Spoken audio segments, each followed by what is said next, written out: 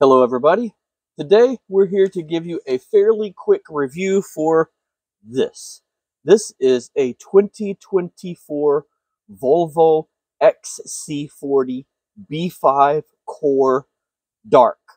A lot of stuff in that name there, but it's easy to figure out. There is a longer version of this video. If you choose to get more detail, go watch that. I'm going to try to buzz through this as quick as possible. If you just want to know what is this and should I even consider looking at it. This is a Volvo XC40. This is the smallest of the Volvo SUV lineup. The B5 means this is a mild hybrid all-wheel drive model. Previously, this was a front-wheel drive, which was a B4 variant. The B5 is all-wheel drive variant. The Core is the entry-level version. The other trim options are Plus and Ultimate. The Core version here, MSRP according to Volvo's website, starts at $41,995. This one, as equipped, is about $42,500. The Plus option is about $46,995, and the Ultimate is $50,795. And fully optioned, you'd be paying just south of $53,000 for one of these. A lot of money. So you want to know, are you going to be getting your money's worth on this? The dark version of that is just the interior trim option color. The dark is the black or dark ebony, and there is a bright option that's more of a silvery look too. Let's take a quick look around this, and I'll give you a little bit of the details as we go. This is a beautiful car. Volvo makes a nice looking car. Those headlights I really like. Those are called the Thor's Hammer design. Has that classic Volvo sash on the grille there. It's a nice wide stance. The Core model comes standard with an 18-inch wheel. This happens to be optioned with a 19-inch running Michelin Primacy, I think they're MXM 4 Plus. Excellent all-season tires. And they work really well in the snow with this all-wheel drive. Beautiful car, isn't it? This has a 2-liter 4-cylinder with an 11 horsepower electric motor. This, by the way, this little winglet thing is an option on this vehicle as well. Love those taillights. Love the taillights. You don't have to do anything special to open the gas door. You just push it and open it. No fill cap. It automatically seals itself.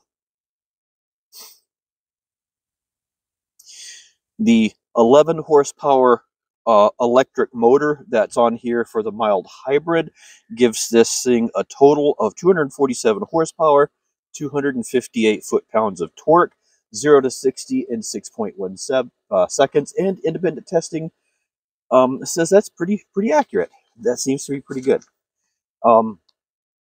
Towing capacity of 3,500 pounds, 23 city mile per gallon, 30 highway, and so far that seems to be about right for what I've seen.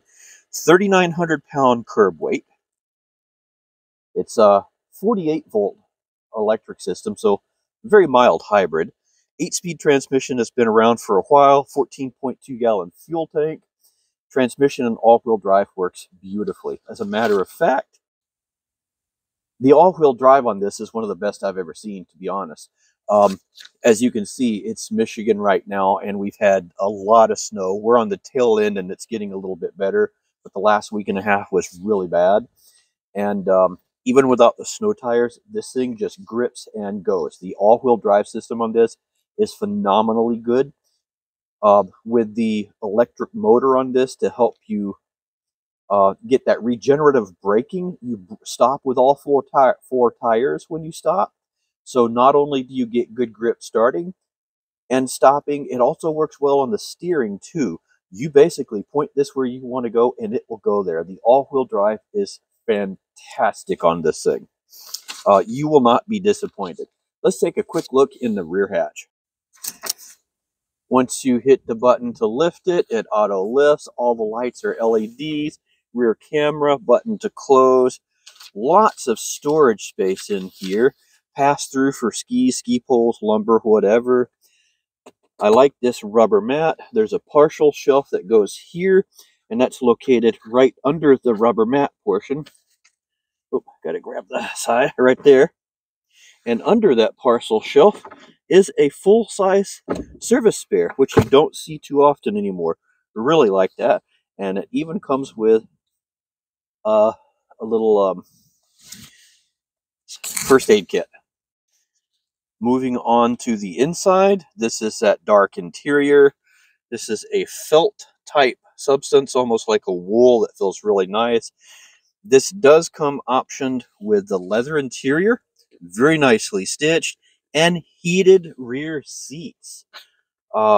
So not bad for $42,500.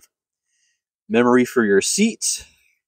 Seat adjustment is there. It's shaped like the seat, so you push the buttons to adjust the seat according to the layout that you want for the seats. Panoramic roof works really nicely. Has a sun shield that will retract. The sunroof is open now. Entertainment system is really nice. Vertical slots for your vents. Only thing I have, this does not have Android Auto on it though. That is one thing that may be a deal breaker for you if you have an Android car. It does have an integrated Google service that kind of sort of is designed to take the place of the Android Auto. After the initial 4 years, you do have to pay for that service though. Otherwise, touchscreen is very easy to see in bright areas. It works really well. Has a rear backup camera. Heated seat, heated steering wheel, which is absolutely fantastic.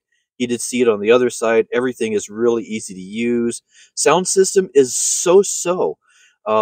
You only get the ability to adjust the sound, the bass and the treble, and go front to back and side to side on your sound.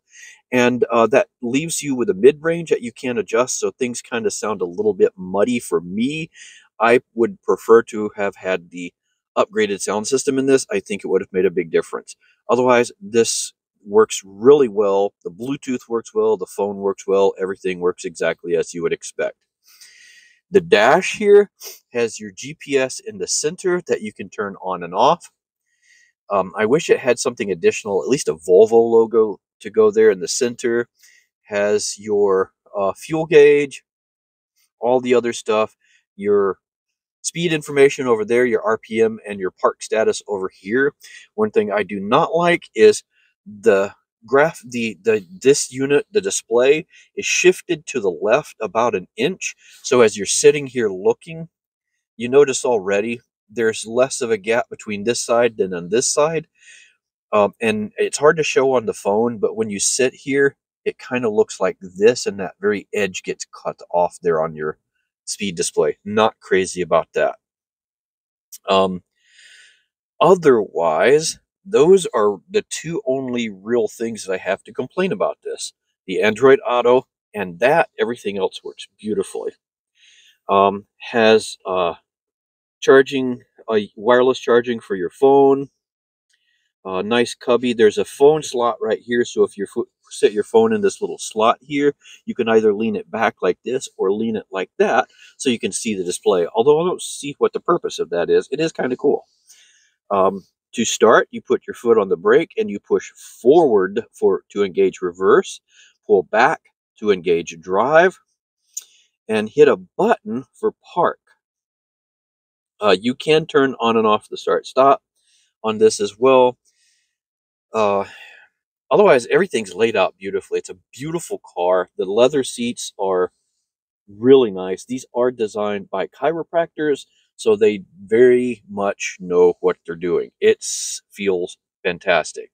And did I mention the all-wheel drive is magnificent on this thing, by the way? So there's a little look at the inside and a brief description of the features that you might have available for you. So this is a loaner vehicle for me, actually. Volvo was nice enough to lend it to me at no charge. My vehicle is 2015 S60 is in having some recall work done to it, so they loaned this to me, even with the snow and everything else here, for free. So they do stand behind their products um, and make beautiful cars. For the price for this, I'm not so crazy about the sound system, so I would upgrade. I would spend a little bit more for that. Um, and I could live without the Android Auto, but I would prefer for this price level that it were there. I think that was really stupid of Volvo to leave that off, and I'm not sure why they would do it. This does have rear sensors for parking and cross traffic alert, all that good stuff. No front ones for the like to let you know if you're getting too close to something though. It does have front sensors for your city safe, so if you're getting close to a vehicle and they start to slow down and you don't, it'll stop you. But it doesn't keep you from running into stuff in your garage if you pull too far forward. So not so crazy about that either. I think that's a missed opportunity as well. Otherwise, fantastic vehicle. Volvo makes some great cars, and this thing is beautiful. It's fun to drive. It gets up and goes. This little four cylinder does not feel like a four cylinder. It moves. So there you go. Something super quick for you guys, and hope you got something out of this. And have a great day.